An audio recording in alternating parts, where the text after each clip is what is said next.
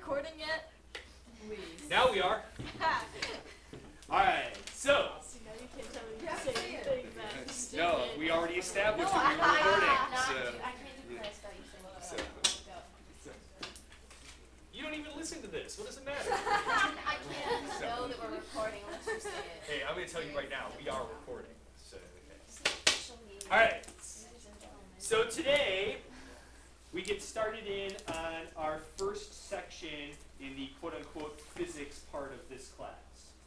We've been dealing with physics concepts up until this point, especially from the energy side of things, but most studies of physics start off with motion. And we refer to that study of motion as mechanics. So we are going to start in our unit dealing with mechanics here today. Now, what we find out is that when you go and you take physics, like junior year or senior year or whenever you're going to get to physics, that a lot of physics is taking a couple of simple rules, less than 10, and applying them just over and over and over again with different situations. That's a lot of what physics actually is. There aren't a whole lot of rules, it's just different applications of those rules. But a lot of that comes back to today. So let's start our discussion about mechanics with a scenario. Okay. Let's say a couple weeks from now, not too long, like we only got like 7 weeks till the end of school. Okay. Let's say 8 weeks from now, you're sitting at your house and you hear the melodious tones of the ice cream truck. Okay. So you know that your friend who lives pretty close to you loves the ice cream truck. Okay? So, you call up your friend and say, hey, just saw the ice cream truck. What is that friend going to want to know if they're going to make sure that they get some things from the ice cream truck? Where? Okay, so where is the ice cream truck? How fast is it going? How fast is the ice cream truck going? Which way is the ice cream truck going? When did you see it? When did you see the ice cream truck? Okay. Those are all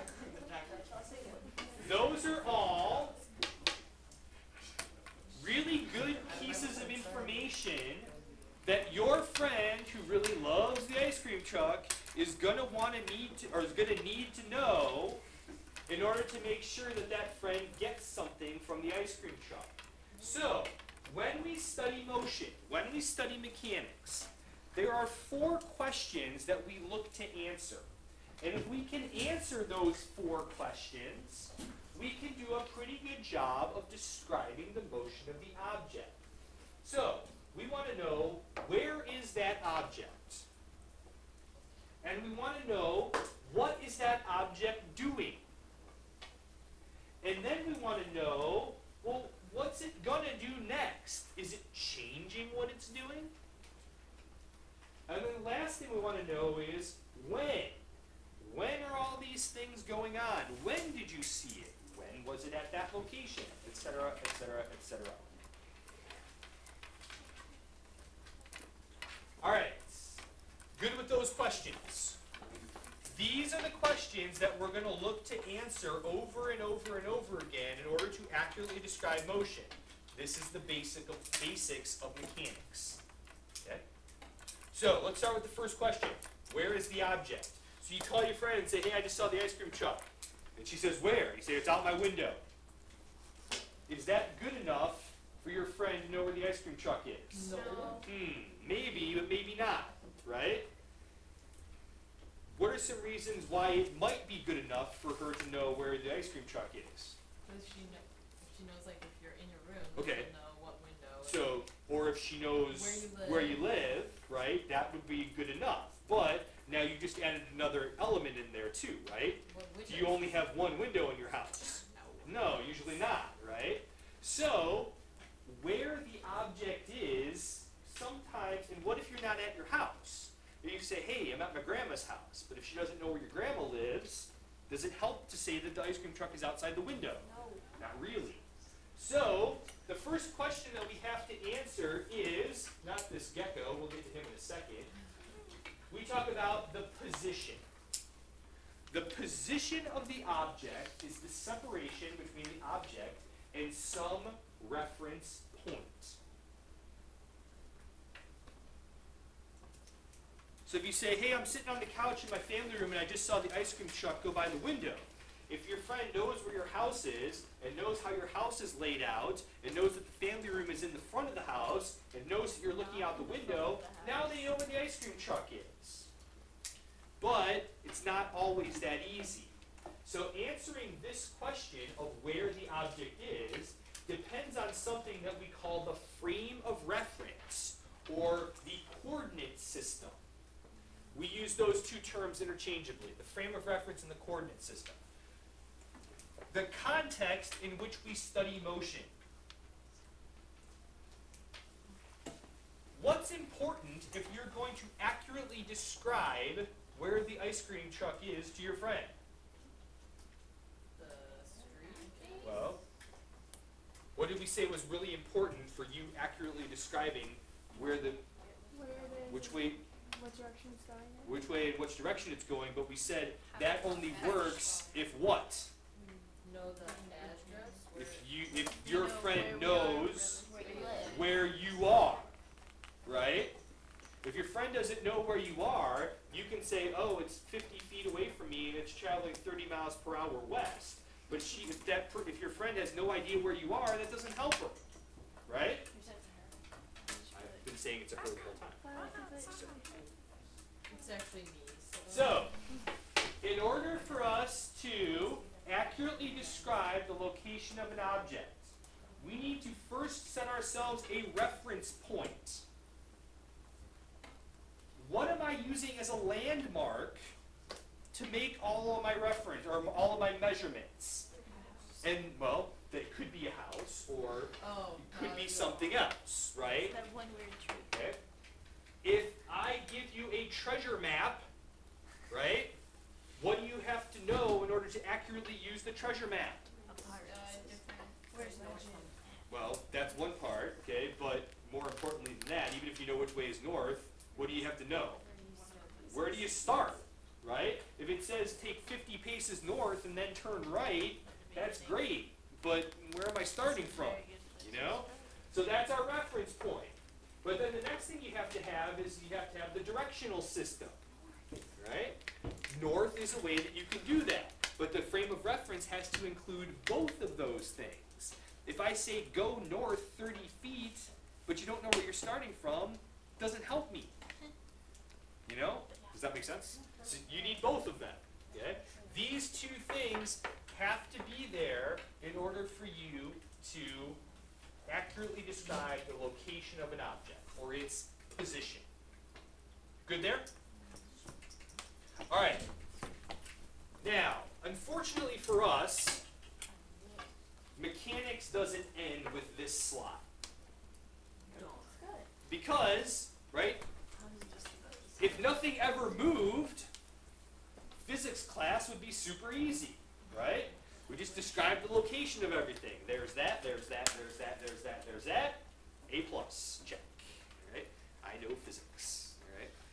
But that's not the case, right? Things move. So we have to describe what happens when things move. So let's take this example.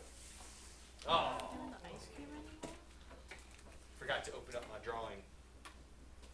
Stand by. Now I really want ice cream. I know. Yeah, no. Lucky it's But Friday. like, I've never had the experience of hearing an ice cream truck.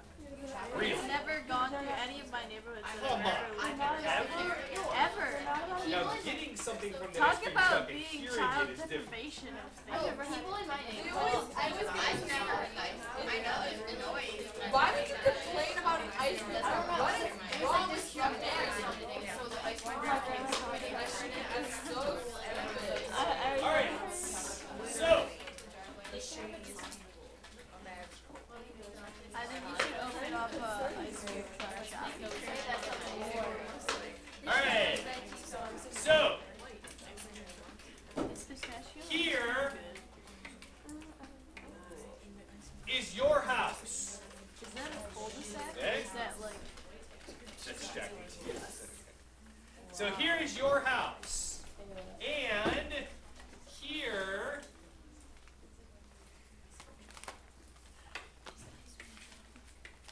cream truck. Let me put those two together so when I move them, they move together. Alright. Yeah, we're running out of time though, so I'm gonna, So, your house sits so that your front window faces this way. Okay? So you called your friend because you saw the ice cream truck drive down the street this way. But your friend knows that you live on a cul-de-sac. Right? So that ice cream truck is going to have to go down, right? Around here, get all the little bratty kids living at the end of the street, right? And eventually, where's that ice cream truck going to end back up? In front of your house. Right there. Okay? So it's going to move from this point originally to this point here. Does your friend care what happens between where you saw it and where it eventually ends up? No. All your friend is worried about is where it was and then where it's eventually going to be. Okay? We refer to this as the change in position. And we have that, we give that a name, and we call that the displacement. Okay? The displacement is the change in position relative to a reference point. If we're going to concern ourselves with the change in position, we need to know two things. What do we need to know? Where it starts and where it ends. Right? Where it starts and where it eventually ends up. Or where it is now and where it's going to end up eventually. Those are the only two things we know if we want to know about displacement. Okay? This isn't the most descriptive thing, but sometimes it works. For example, there's our friend the gecko that I showed you before. You have a picture of said gecko up on the top of your outline. So to the left of the gecko, let's talk about this gecko's displacement. Okay? I know. So, you guys only have one? Okay, that's fine. All right. So this gecko is moving. And in this picture that I have up on the board right now, he's moving horizontally. A lot of times we'll refer to that as the X direction. Because good afternoon, everybody. Pardon the interruption. A couple quick announcements here at the end of the week. First, varsity lacrosse has been moved to Avon Lake at 8:30 p.m. tonight. The bus for players will depart Westlake High School at 7 p.m. Varsity lacrosse has moved to Avon Lake at 8:30 p.m. tonight. Bus will leave here at 7 p.m. All other games scheduled for today have been canceled, including freshman JV varsity baseball, JV green and varsity softball, and JV lacrosse. And next, attention SAB members, RSVP forms for Monday night's dinner and program are due today. Please be sure to turn them in to Mrs. McGinney before you go home today. Other than that, thank you to everybody that helped with prom and after prom ticket sales. Please, if you have the time, come on out and support the Green and White Review tonight and tomorrow night. And Sunday morning, there's a pancake breakfast here in support of the Kiwanis Key Club and Emily's Rainbow Run. So please come on out and have some pancakes. Freshmen, if you're looking for service learning opportunities, that is also a great opportunity to help. Everybody have a great weekend. We'll see you on Monday. Okay, so mathematically, we represent displacement with this notation, delta x. Okay? The red is just a bullet point. That's just how it does bullet points on this. Where do we write that down? So let's put this to the left of your picture of your gecko up at the top. Okay? So delta x, delta represents change or difference. Okay? And like we just discussed, if we want to know the change in position, we have to know where it starts and where it finishes. So this gecko here starts in this spot over on the left, right? We've labeled it as x sub I, x initial. It moves over this way, x sub f, x final. So, if we look at this picture, right, where would we say this gecko started?